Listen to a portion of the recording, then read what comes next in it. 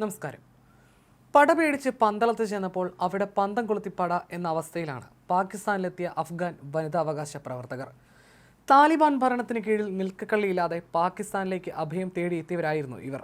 എന്നാൽ ഇപ്പോൾ ചെന്ന സ്ഥലം അതിനേക്കാൾ ഭയാനകമെന്നതാണ് അവസ്ഥ. 50-ലധികം അഫ്ഗാൻ വനിതാ അവകാശ പ്രവർത്തകരാണ് പാകിസ്ഥാനിൽ അഭയം തേടിയിരുന്നത്. എന്നാൽ ഇവർ ഇപ്പോൾ നാടുകടത്തൽ ഭീഷണി നേരിടുകയാണ്. തിരികെ അഫ്ഗാനിസ്ഥാനിലെത്തിയാൽ താലിബാൻ ഭരണകൂടം തങ്ങളെ വധിക്കുകയോ തടവിലാക്കുകയോ ചെയ്യുമെന്നതാണ് ഇവർ ഭയപ്പെടുന്നത്. പാകിസ്ഥാനും അഫ്ഗാനിസ്ഥാനും തമ്മിലുള്ള ബന്ധം വഷളാവുകയും അതിർത്തി മേഖലകളിൽ തീവ്രവാദി ആക്രമണങ്ങൾ വർദ്ധിക്കുകയും ചെയ്ത സാഹചര്യത്തിലാണ് പാകിസ്ഥാൻ ഇത്തരത്തിലൊരു നിർണായക തീരുമാനം കൈക്കൊണ്ടിരിക്കുന്നത്. ദശലക്ഷക്കണക്കിനുള്ള അഫ്ഗാൻ അഭയാർത്ഥികളെ നാടുകടത്താനാണ് പാകിസ്ഥാൻ സർക്കാരിന്റെ നീക്കം. രാജ്യത്ത് തീവ്രവാദവും കുറ്റകൃത്യവും വളർത്തുന്ന അഫ്ഗാൻകാർ ഭീകരരും രാജ്യദ്രോഹികളുമാണെന്നാണ് പാകിസ്ഥാനിലെ മന്ത്രിമാർ തന്നെ ആരോപിക്കുന്നത്. 2023 സെപ്റ്റംബർ മുതലാണ് പാകിസ്ഥാൻ അഫ്ഗാൻ അഭയാർത്ഥികളെ നാടുകടത്താൻ തുടങ്ങിയത്.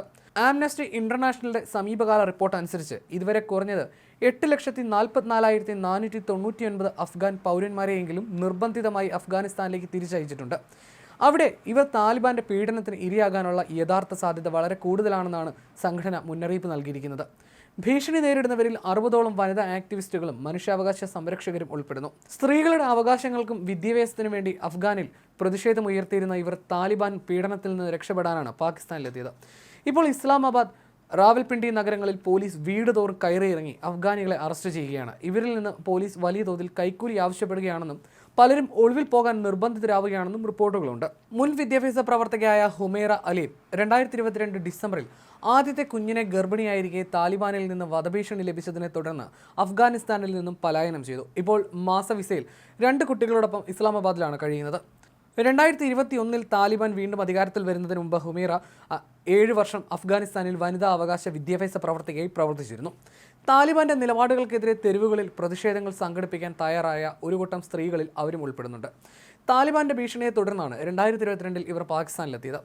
തെരച്ചിലിനായി എത്തുന്ന പോലീസിനെ പേടിച്ച് വീടിന്റെ തട്ടിൻ പുറത്ത് 2 ചെറിയ കുട്ടികളും ഒത്ത് ഇവർ ഒളിച്ചിരിക്കേണ്ടി വന്നിട്ടുണ്ട്. തിരികെ അഫ്ഗാനിസ്ഥാനിലെത്തിയാൽ മരണം ഉറപ്പെന്നാണ് ഹുമൈറ പറയുന്നത്. ഇത്തരത്തിലുള്ള നിരവധി സ്ത്രീകൾ ഇപ്പോൾ പാകിസ്ഥാനിൽ കഴിയുന്നതായി ഇവർ വെളിപ്പെടുത്തുന്നു. ഇവരെ അഫ്ഗാനിസ്ഥാനിലേക്ക് നാട് കടത്തുന്നത് വധശിക്ഷ നൽകുന്നതിന് തുല്യമാണെന്നാണ് മനുഷ്യാവകാശ പ്രവർത്തകർ ചൂണ്ടിക്കാട്ടുന്നത്. രേഖകളില്ലാത്ത എല്ലാ അഫ്ഗാൻ പൗരന്മാർക്കും രാജ്യം വിടാൻ ഇന്ന് വരെയാണ് പാകിസ്ഥാൻ സർക്കാർ സമയപരിധി നൽകിയിട്ടുള്ളത്. അല്ലാത്തപക്ഷം അവരെ അറസ്റ്റ് ചെയ്യും. തങ്ങൾക്കും മറ്റു വനിതാ പ്രവർത്തകർക്കും അഭയം നൽകാൻ കഴിയുന്ന ഒരു 3ാം രാജ്യം കണ്ടെത്തുന്നതിന് കൂടുതൽ സമയം ആവശ്യപ്പെടുകയാണെന്ന് അലീം പറയുന്നു. നിലവിൽ ബ്രസീലിൽ നിന്ന് ഒരു വാഗ്ദാനം ലഭിക്കുമോ അതോ മറ്റു രാജ്യങ്ങൾ അവർക്ക് സുരക്ഷിതമായ ഒരു താവളം വാഗ്ദാനം ചെയ്യുമോ എന്നറിയാൻ അവർ കാത്തിരിക്കുകയാണ്.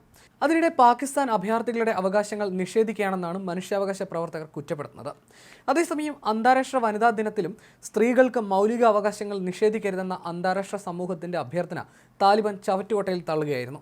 അന്താരാഷ്ട്ര വനിതാ ദിനത്തിൽ സാമൂഹ്യ മാധ്യമത്തിൽ പ്രസിദ്ധീകരിച്ച കുറിപ്പിൽ താലിബാൻ വക്താവ് സബീഹുല്ല മുജാഹിദ് നിലപാട് ആവർത്തിക്കുകയും ചെയ്തു. അഫ്ഗാൻ സമൂഹത്തിന്റെ സംസ്കാരവും പാരമ്പര്യവും അനുസരിച്ച് രാജ്യത്ത് സ്ത്രീകളുടെ മൗലികാവകാശങ്ങൾ ഇപ്പോൾ തന്നെ സംരക്ഷിക്കപ്പെടുന്നുണ്ട് എന്നായിരുന്നു താലിബാൻ വാദം.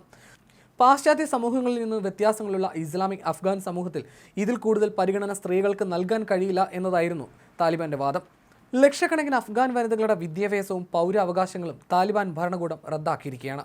സ്ത്രീകൾക്ക് പുറത്തിറങ്ങാനോ പെൺകുട്ടികൾക്ക് പഠിക്കാനോ പോലും അനുവാദമില്ല. ഇതിനെതിരെ വിവിധ രാജ്യങ്ങളും പല ഘട്ടങ്ങളിലും പ്രതിഷേധം അറിയിച്ചിരുന്നു.